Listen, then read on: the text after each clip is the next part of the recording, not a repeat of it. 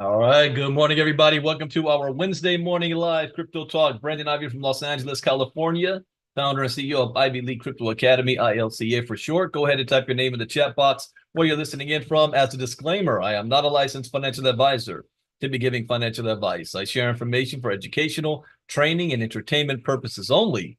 And it is up to you to make your own informed, intelligent decision on which direction you want to move into. So let's get in on it. This is one of my busiest days. We've got our crypto talk, the Get Fit mining presentation, diamond class tonight.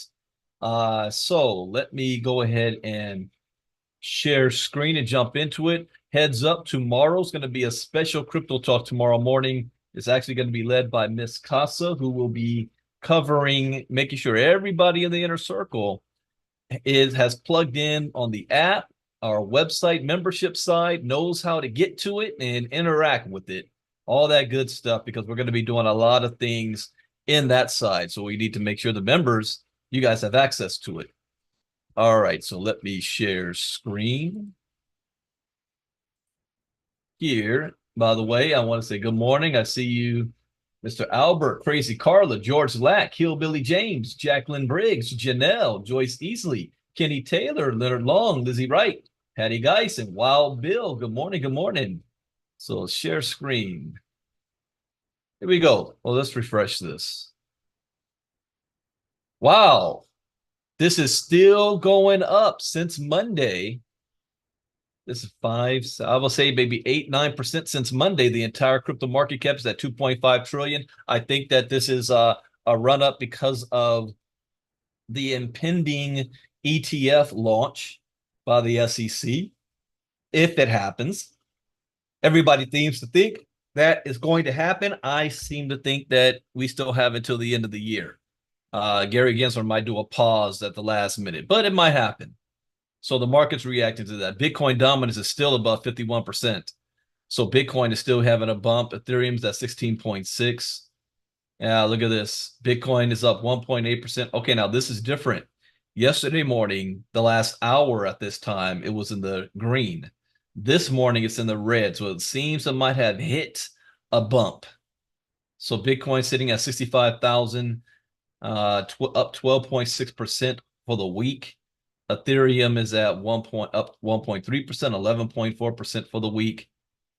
BNB is up 1.1, Solana 2.6, Ripple had a big bump, 4.5% up in the last 24 hours. But this is very intriguing. Ripple is up 39% on the week. I still can't put my full finger on as to why, but Ripple is up 39% for the week. Let's see, Toncoin is the only top 10 coin that's down. Not only the past 24 hours, but also it dipped down below its 7-day start a week ago. So Toncoin is not getting that benefit. Doge is up 1.3. Cardano's up 1. Avalanche is up 2.3. Matic is up 2.7. Oh, Internet Computer's up 5. Look at this. And Pepe, this thing is up 39.5% on the week. Okay. I'm curious what the week's gonna end. Let's see the best performers in the last 24 hours. WorldCoin. What? What the what? It was flatline all week and then exploded. Up 54% on the week, 26% in the last 24 hours. Why? They must have got a bump somewhere. Airweave is up 13.5, 42% on the week. Injective 11, Immutable X, Bitensor Core. Look at that. Core's up 30% for the week. FET. Gala. Oh, look at Gala. Gala's up 18.9%. Filecoin, Render, Python Network, Thorchain, Jupiter, Internet Computer, Bitcoin SV, and then Aptos, Beam, Ethena, Bonk, Ripple. Yeah, this is a very strong list. Worst performers, Mantra, but it's still up 32% on the week. Yeah, not too bad there. Ave, Ave. Ave is up 13.9% for the week. Yeah, Tether's in the red as Tether's in the red. They're pulling their money out of Tether, putting it into the coins. Let's see. Yeah, this is a strong market except for Mantra and Aave and Toncoin. The rest all pretty good. Jump into some of the news. So Trump hints at fourth NFT collection and fears Chinese crypto takeover. In a wide-ranging interview, former United States President Donald Trump hinted at launching another NFT collection. Has anyone in the Trump campaign yet, the camp, come out and said that that other token was not barren? Remember that one a couple of weeks ago? I still haven't heard any dismissal of that. Says the people want it. Mm-hmm. Former United States President Donald Trump revealed he is contemplating launching a fourth NFT collection. He reiterated the importance of the United States leadership in crypto amid a wide-ranging interview on Tuesday. I'm going to do another one because the people want me to do another one. Whatever he comes out with, it might be smart to buy and then hold it. The next 20, 30 years, it's going to be big, maybe 50 years from now. We had 1 year to sell it out, and it sold out in 1 day. His most recent NFT collection, titled Mugshot, centered around the theme of his ongoing criminal indictments. Yeah, but he's got another one now. I mean, those pictures that they took on Saturday from the assassination attempt with the flag behind him and his fist plump and blood on his face, Secret Service around him. Yeah, that's going to be in the history books forever. His most recent NFT collection, entitled Mugshot, centered around the theme of his criminal indictment. I still think this is freaking hilarious. You got a mugshot and you're saying never surrender, and it's of you surrendering. Whatever works. I would say almost all of it was paid in crypto in this new currency, and it opened my eyes. Wait, almost all of what? I missed something here. No, we had 1 year to sell it out, and it sold out in 1 day. Oh, so everyone bought it in crypto. That's what he's talking about. So that opened his eyes. Yeah, he realized how much money there is in the crypto space that he can raise and how fast you can move money around much faster in crypto. Trump's realizing this. It's a baby, it's an infant right now, but I don't want to be responsible for allowing another country to take over this sphere. He claimed that if he ignores it, China will become a leader in the industry, as a nation is pretty advanced in that sphere. He's right. First, Putin was the first one to say it. Putin said it in 2016. Trump had an opportunity to do something about it in 2016 to 2020, and he did the opposite. Now he's back on the crypto side. Well, first time he's on the crypto side, and he's absolutely right on this. I've been screaming this since I've been in crypto. If the US government doesn't jump on this, other nations will, and they're going to be the world leaders. He acknowledged the change in tone that traditional banking executives such as CEO of JP Morgan have had toward crypto over the years. Jamie Dimon was, very negative. And now all of a sudden, he's changed his tune a little bit. No, no, no. Okay, don't let none of this gaslight you guys. Jamie Dimon has always been pro crypto. He's just said it publicly negative so that he can get his position in. Same with Larry Fink. Trump said just months after Dimon faced criticism from the crypto industry for his harsh words against crypto at a Senate Banking Committee hearing in December 2023. If I was the government, I'd close it down, said Diamond at the time. Trump's comments come just days after an assassination attempt while he was speaking on stage at a rally in Butler, Pennsylvania. Cointelegraph reported that the Ethereum-based MAGA meme coin spiked rapidly from a price of $6.31 to $10.36 immediately after the assassination attempt, seeing its total market cap jump from 293 million to 469 million in less than 45 minutes. If I was on the Trump side, I would fire whoever their financial advisor is, because what did I say 2-3 months ago? If I was advising the Trump campaign, I would immediately launch an official Trump coin. What do you think that would have done in the moments after the assassination attempt? This sucker went up 200 million and the Trump campaign doesn't even control it.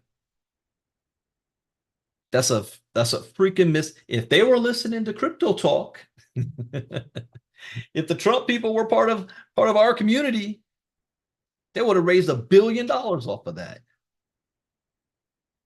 Stupid. All right. Ripple. Oh, which one is that one? See if Pi has any information on Trump coins.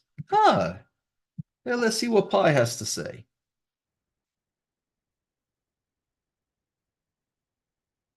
Let's see. Hey, Pi, good morning. Is there any information on any Trump meme coins going up in value after the assassination attempt?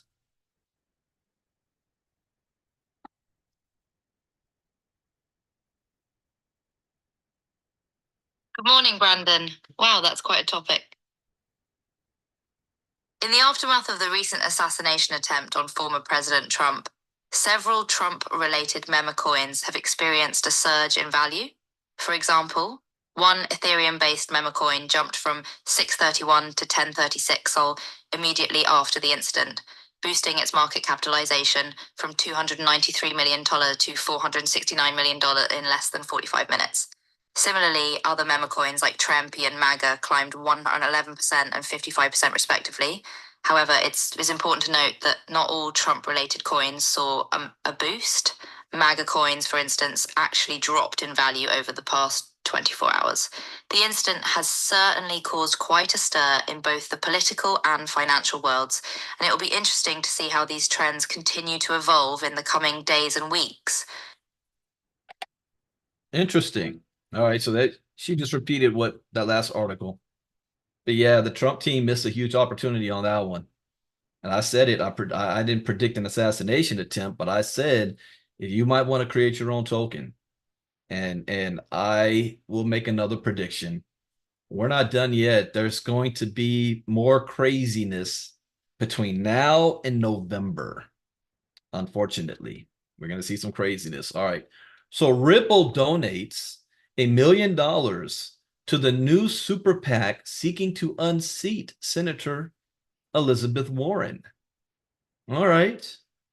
Ripple Labs has donated $1 million to the Commonwealth Unity Fund, a new super PAC established by pro-crypto attorney James Murphy, aiming to unseat Senator Elizabeth Warren with John Deaton in the Massachusetts Senate. Murphy also contributed $50,000. Ripple also recently committed $25 million to Fairshake, another pro-crypto super PAC, following a similar contribution in 2023. Other major supporters of Fairshake include Coinbase and a 16-ounce crypto, or 16Z crypto. Despite ongoing legal battles with the SEC over Ripple sales, Ripple continues to support pro-crypto political campaigns. Okay. Eric Voorhees warns of financial apocalypse, advises best thing crypto or best thing Trump can do. Okay, what is that? Eric Voorhees, founder of Shapeshift, has warned about the U.S. national debt's catastrophic trajectory. He foresees a bond market collapse and ruination, calling it the most catastrophic event of our lifetimes. Voorhees advocates for Bitcoin as a safeguard against this financial apocalypse, urging former President Donald Trump and his VP pick, Senator J.D. Vance, to create a permissive environment for crypto, ultimately helping to endure the impending financial collapse. All right. The other day I talked about that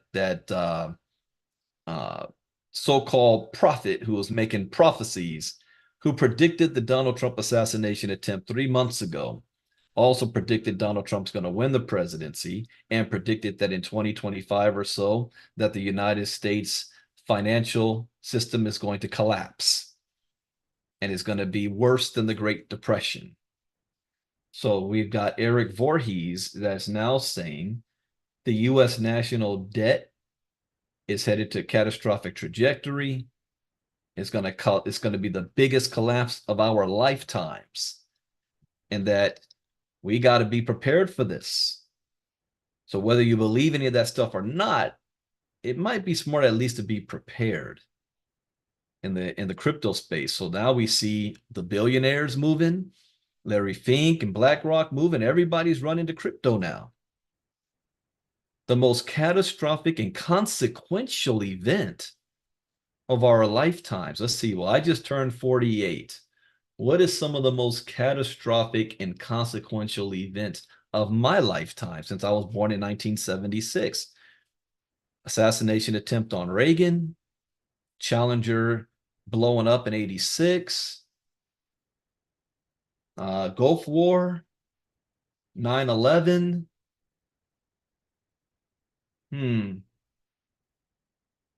Our first black president, Obama.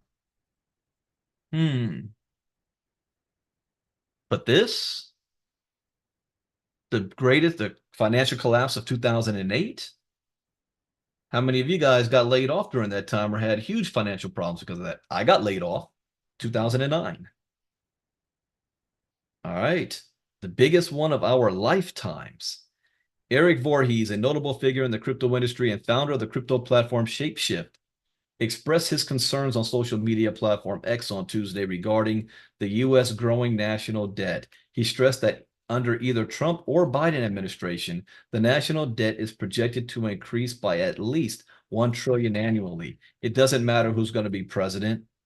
This national debt is going to continue to increase. Period. This is, of course, the real threat. It cannot be corrected. Oh, so he's saying that we have crossed the Rubicon. There's the point of no return.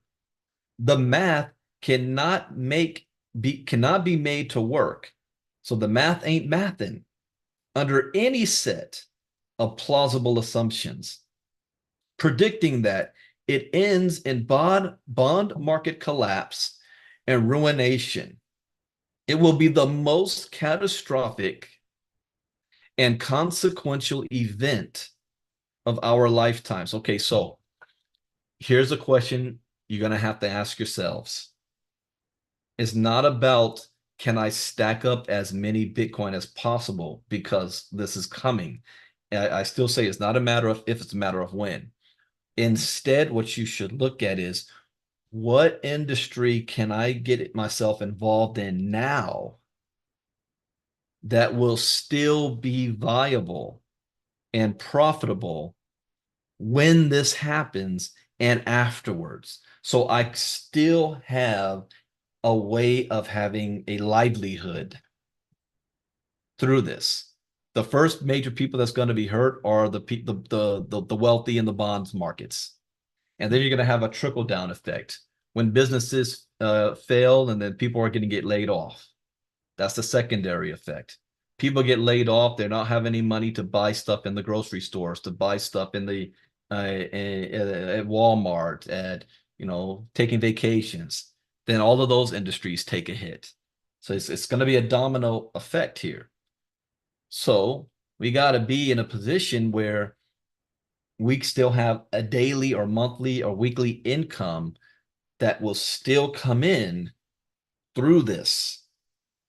It's like putting on, if you're about to drown, do you have an oxygen tank?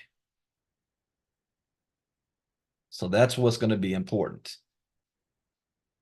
Despite the dire outlook, Voorhees suggested a possible path to a stronger society by moving away from the 20th century concept of large nation states. Uh-oh. He's talking new world order type stuff here. He pointed to Bitcoin as a key element in this transition, asserting Bitcoin's existence or anything like it is perhaps a prerequisite for the good civilization on the other side.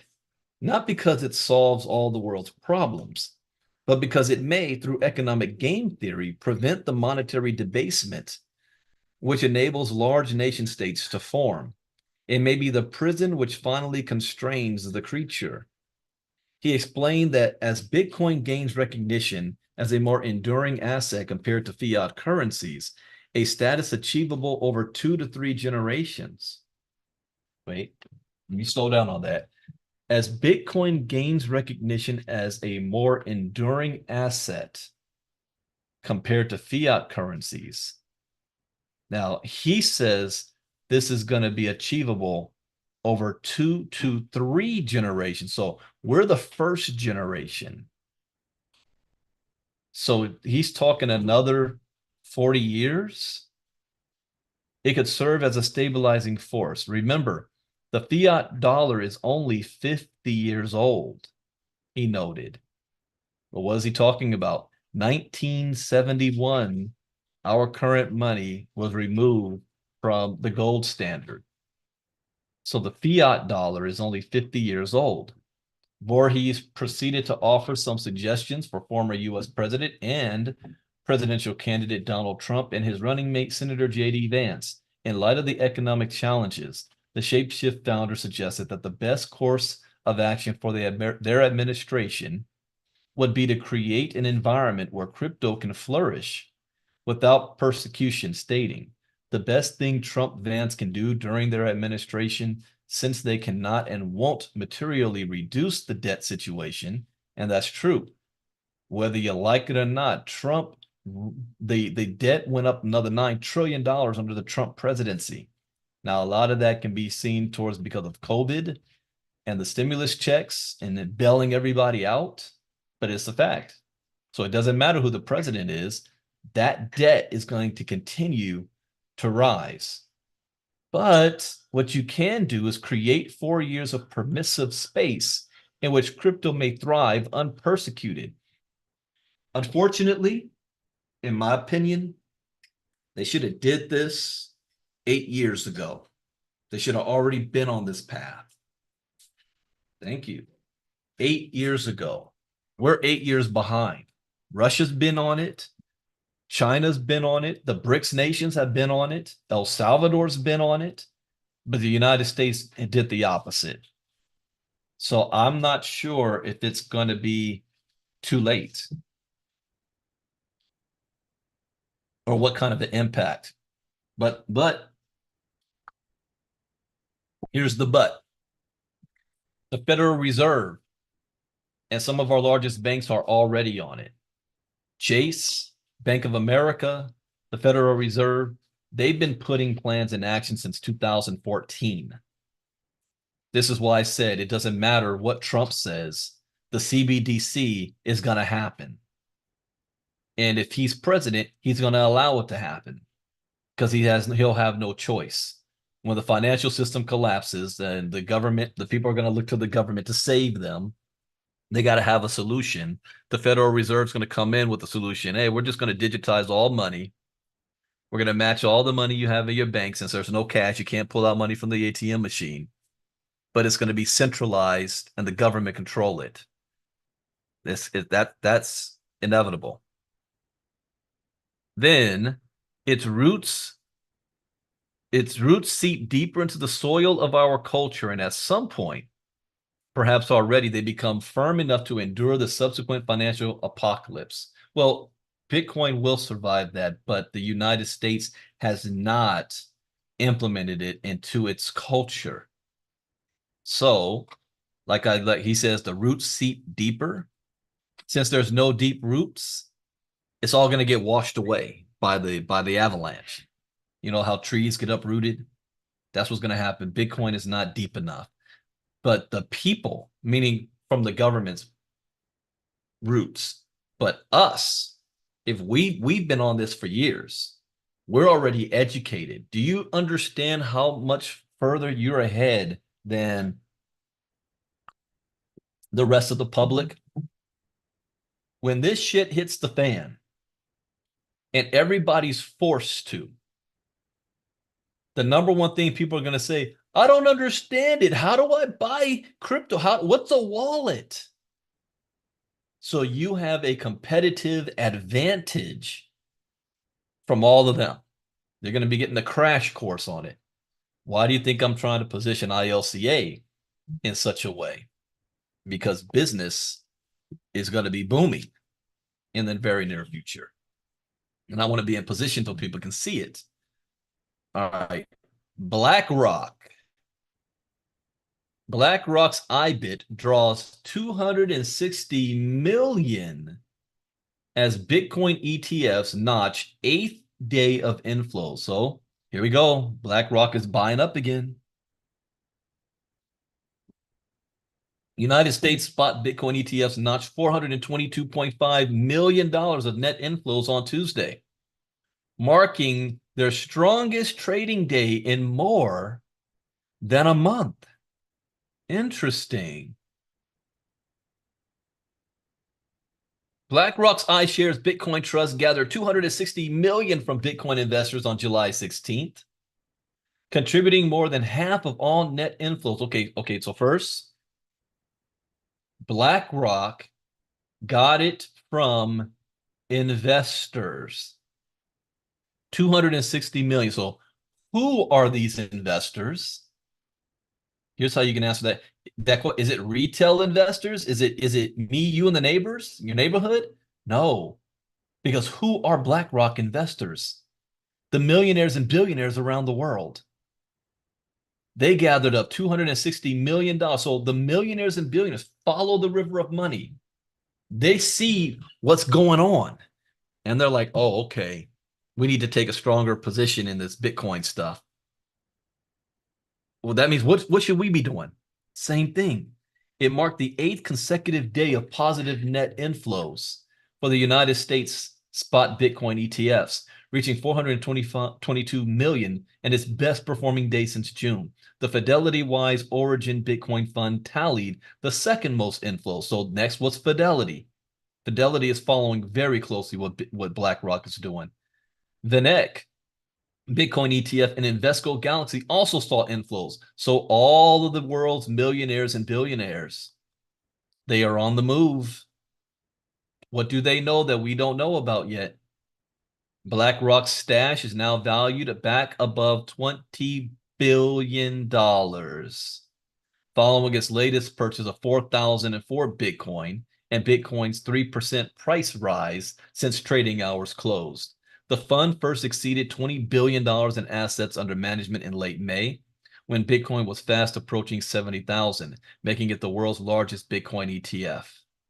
Nate Garachi, president of the ETF store, praised BlackRock's newly recovered milestone. Now, it wasn't too long ago that BlackRock was doing a sell-off.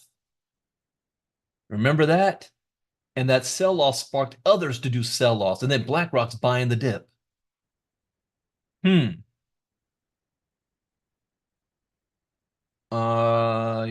It comes 2 days after. Wait, let's see here. Yeah, okay. It comes 2 days after BlackRock CEO Larry Fink referred to Bitcoin as a legitimate financial instrument. All right, we did the personality traits and we did feel, felt, found last night. Yesterday we covered Larry Fink. He was doing it. He says it's a legitimate financial instrument that can shield against currency debasement. Bitcoin is currently priced at 65,000. The price fall was mostly fueled by German investors or German government selling their 50,000 Bitcoin and Mt. Gox, preparing to repay over $9 billion to creditors. Okay, Craig Wright. Craig Wright faces perjury charges over false Bitcoin creator claims. I was wondering how long this should have happened years ago. Craig Wright's claims of being Bitcoin's creator have been debunked, leading to a London judge's referral for alleged perjury. The renowned Australian computer scientist Craig Wright, who has long claimed to be the mastermind behind Bitcoin, has been referred to British prosecutors for alleged perjury. A London's High Court judge found on July 16th that Wright lied extensively to support his false claim of being Satoshi Nakamoto, the pseudonymous author of the 2008 Bitcoin white paper. In a March ruling, Judge James Mellor determined that the evidence overwhelmingly disproved Wright's claim after the Crypto Open Patent Alliance initiated a trial to prevent Wright from suing Bitcoin developers. Case referred to state prosecutors. According to Reuters, Judge Mellor's written ruling on July 16th indicated that Wright's conduct warranted referral to Britain's Crown Prosecution Services to consider perjury charges. The judge explained that the perjury charges should be considered due to Wright's false testimony during the COPA-initiated trial. Judge Mellor emphasized that prosecution, an arrest warrant, or extradition could be pursued due to the seriousness of Wright's actions and false claims. Wright's assets frozen. According to a legal document filed on July 5th, the High Court of the United Kingdom issued Wright with a world-freezing order. The order resulted in Wright's assets being frozen in efforts to aid podcast host and entrepreneur Peter McCormack, who was sued by Wright for libel in 2019. The freezing of Wright's assets allowed McCormack to recoup around £1.5 million in legal fees incurred in the libel case. Well, Wright is also a billionaire right now. So COPA dismantled Wright's claims. On May 23rd, Judge Mellor issued a detailed ruling in the COPA-initiated case, dismantling Wright's mountain of fabricated evidence and assertions regarding his true identity. In the case, COPA alleged that Wright engaged in an elaborate scheme of forgery and deceit when fabricating evidence to support his now proven falsified identity claims. COPA's legal team presented a range of evidence and expert testimony exposing Wright's false evidence and the inconsistencies and false proof of his identity. This makes me very happy. For years, I used to say, there's two things in the crypto space that scare me that can cause the crypto crash. One is the meltdown of Tether, and the other was Craig Wright himself. He had the power to cause two massive crypto drops in crypto's history because of his craziness. He doesn't have that power anymore. For one, he's been debunked. And number two, BlackRock's on the scene. They have more money than he does and more influence. So now I no longer fear Craig Wright and him manipulating the market, but my fear has not gone away about Tether. I still have a concern about Tether. And then the last one was Nigeria police arrest a self-proclaimed crypto billionaire on charges of crypto fraud and terrorism funding. See, this whole thing makes me nervous about traveling to certain countries. And I know I've got a Nigerian presence, and they have been wanting me to come there for years. DNA testing says that I'm 40% Nigerian. I'm still shocked by that. But it would be good to visit the motherland. I've never been to Africa. However, I'm known as a crypto guy in Africa. And this will make me nervous, especially Nigeria. They're using my crypto education in their university. On July 16th, the Nigerian police force confirmed the arrest of Linus Williams, a self-proclaimed crypto billionaire, also known as Blord. Williams faces charges related to internet fraud, terrorism funding, and violations of the Central Bank of Nigeria Act. According to a police spokesman, Some of Williams' alleged crimes involved the use of cryptocurrency for fraudulent activities. Specifically, he operated an exchange platform that purchased the stablecoin USDT and Bitcoin using the Naira, which violates the country's laws.